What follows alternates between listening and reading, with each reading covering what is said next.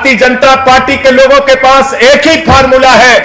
कहते हैं नौजवानों, तुम्हें बेरोजगार रखेंगे, नौकरी मांगोगे तो लाठियों से पिटवाएंगे, लेकिन वोट भारतीय जनता पार्टी को देना, क्योंकि हम मुसलमानों को ठीक कर रहे हैं। माताओं और बहनों, महंगाई से भले ही तुम्हारे घर का चूल्हा न जले, भले ही महंगाई के बोझ के तले दब जाना, लेकिन वोट बीजेपी को देना, क्योंकि हम मुसलमानों को ठीक कर रहे हैं। किसान भाइयों, भले ही तुम्हारे किसान की फसल का दाम तुमको हम ना दे पाए, भले ही कर्ज के बोझ के तले आत्महत्या कर लेना, लेकिन मरने से पहले अपने परिवार को बोल के जाना, वोट बीजेपी को देना, क्योंकि हम मुसलमानों को ठीक कर रहे हैं। व्यापारी भाइयों, भले ही मक्खी मारते रहना, तुम्हारा व्यापार चौपट हो जाए, बर्बाद हो जाए, चिंता मत करना, लाइन में लग के वोट बीजेपी को देना, क्योंकि हम मुसलमानों को ठीक कर रहे हैं। इन बेईमानों ने मुसलमानों को ठीक करने के नाम पर पूरे हिंदुस्तान का बेड़ा गर्क कर दिया। कर दिया कि नहीं कर दिया? कर दिया। और ऐसा भांग पिला दिया, ऐसा नशा करा दिया, ऐसा जाति धर्म का नफरत का माहौल हिंदुस्तान में पैदा कर दिया कि हमारे देश का प्रधानमंत्री, मुझे शर्म आती है, स्कूल की, अस्पताल की, सड़क की, बिजली की, पानी की बात नहीं करते। सभाओं में जाते हैं तो जनता से पूछते हैं, बताओ अगर गांव गांव में कब्रिस्तान होता है तो शमशान होना चाहिए कि नहीं होना चाहिए? बताइए।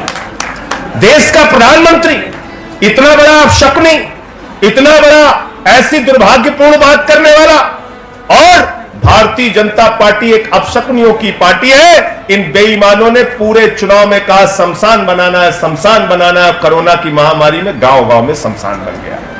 बन गया नहीं बन गया? बन गया कि नहीं बन गया? इसलिए इनसे सावधान हो जाओ। बरेली में जनक प्रसाद जी के यहां एक सुरमा मिलता है, उस पर लिखा रहता है नक्कालों से ममीरे का सुरमा, लिखा रहता है कि नहीं है? तो हम तो इनको कहते हैं राजनीति के लकड़ सुंगा है लोग। हमारे बचपन में लकड़ी सुंगाने वाले लोग आते थे, लकड़ सुंगा के लकड़ी घर लूट ले जाते थे। ये जहर खुरानी गैंग के लोग हैं, रेलवे में चलता है जहर खुरानी गैंग। नशा सुंगाया, सामान लूट लिया, यही काम ये लोग कर रहे हैं। आपको बेरोजगारी दी, आपको अशिक्षा दिया, आपको बदहाली दी, और आपको नफरत की आग में झोंक के आपका वोट लेते रहते हैं। ये वो पार्टी है जो हर मुद्दे पर फेल रही। नौजवानों को कहा 2 करोड़ नौकरी हर साल देंगे, वादा फेल हो गया। लोगों ने पूछा कितनी नौकरी दी, मांगा 22 करोड़ लोगों ने, नौकरी दी 7 लाख। किसानों को कहा फसल का दाम 2 गुना करेंगे, आमदनी 2 गुना करेंगे। किसानों ने पूछा हमारा हाल क्या है जरा बताओ, गेहूं की खरीद कम कर दी, राशन भी बंद कर दिया, और कहा राशन का पैसा देना पड़ेगा। चुनाव खत्म, राशन खत्म। कहा व्यापारियों आपको राहत देंगे टैक्स के नाम पर, जीएसटी का, वैट का, कि टैक्स का बोझ आपके ऊपर लाद दिया। महंगाई देश के अंदर बढ़ा दी, डीजल का, पेट्रोल का, आटा का, दाल का, चावल का, गैस के सिलेंडर का सारा दाम बढ़ा दिया। और तो छोड़ो, कैंसर की दवा का, किडनी की दवा का, टीबी की दवा का, हार्ट की दवा का दाम बढ़ा दिया इन बेईमानों ने। तो आज मैं आपसे पूछना चाहता हूं, किस ट्रेन पे बुलेट ट्रेन चलती है, किस रूट पे चलती है बुलेट ट्रेन? पूछो कितने लोगों के खाते में 15 लाख आया? कहां गया काला धन? अरे काला धन, तुम कहते थे हम काला धन लाएंगे, आज तो स्विट्जरलैंड की बैंक में काला धन 2 गुना हो गया। किसका है काला धन? ये किसका काला धन है? भारतीय जनता पार्टी वाले भ्रष्टाचार की वॉशिंग मशीन है। जितने बेईमान इनकी पार्टी में आ जाते हैं सब ईमानदार हो जाते हैं। मुकुल राय जब तक टीएमसी में बेईमान, इनकी पार्टी में आ गए ईमानदार।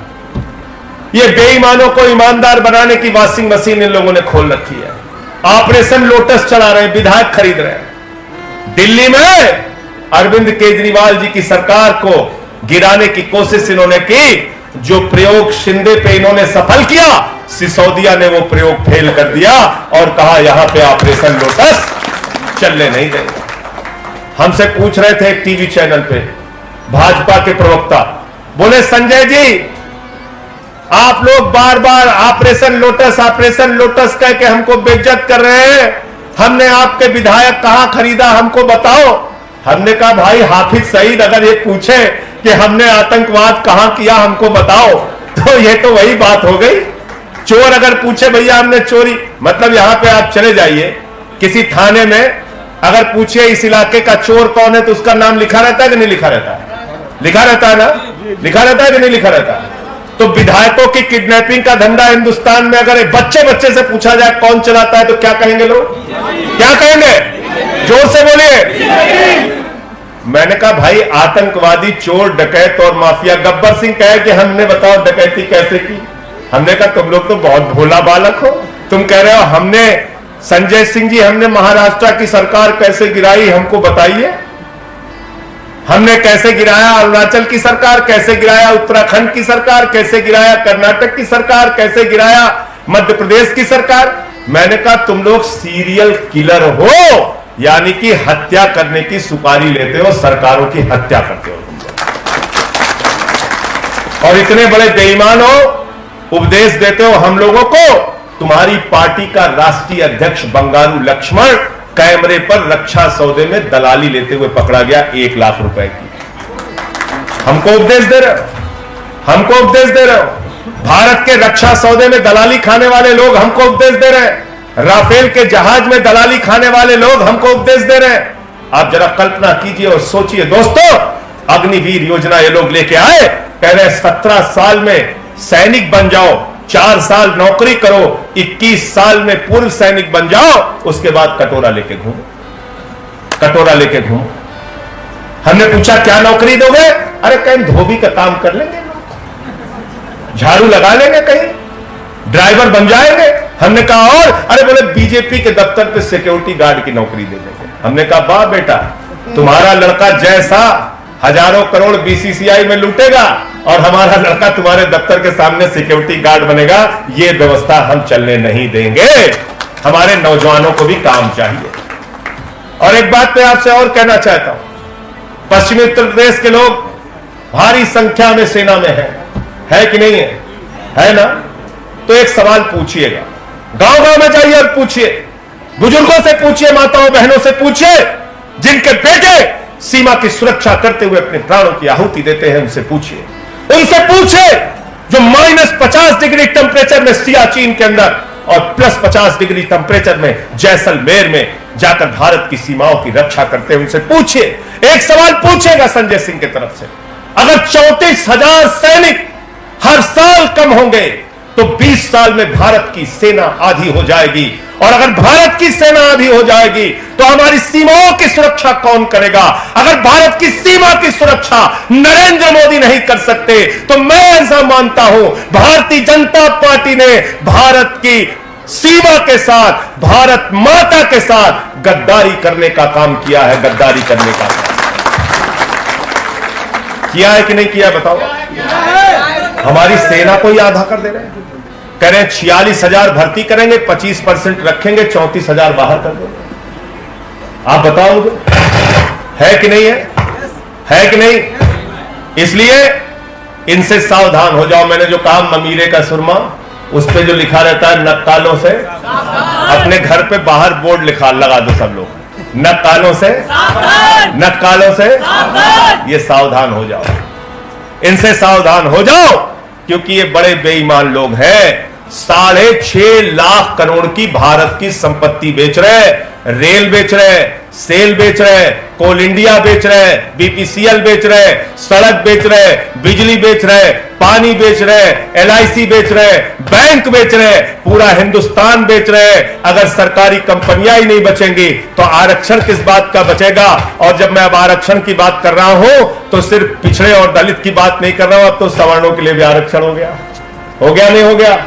कैसे पाओगे आरक्षण? मोदी जी तो सब विभाग बेच रहे हैं, सब विभाग बेच रहे हैं। अभी पत्रकारों ने मुझसे कहा, बोले अरे संजय जी आपको मालूम नहीं है, वो ऐसा है इसलिए बेच रहे हैं मोदी जी क्योंकि विभाग घाटे में जा रहे हैं। अरे मैंने कहा दुनिया का एक व्यापारी पकड़ के लाओ जो घाटे के सामान खरीदता। घाटे के सामान खरीद रहे हैं लोग, घाटे के सामान खरीद रहे हैं। एयरपोर्ट बेच दिया, पोर्ट बेच दिया, सब कुछ बेच रहे हैं लोग।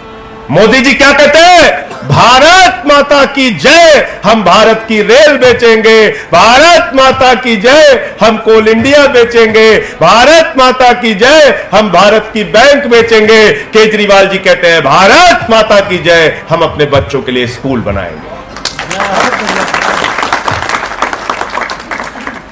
हम अपने बुजुर्गों के लिए अस्पताल बनाएंगे, हम अपने माताओं बहनों को बस की यात्रा फ्री देंगे, हम अपने बुजुर्गों को निःशुल्क तीर्थ यात्रा कराएंगे। और याद रखना, भारत माता की जय भारत को तरक्की के रास्ते पर ले जाने से होगा। भारत माता की जय झूठ बोलकर और भारत की संपत्ति बेचकर नहीं होगा। आप सबका बहुत बहुत शुक्रिया, बहुत बहुत धन्यवाद।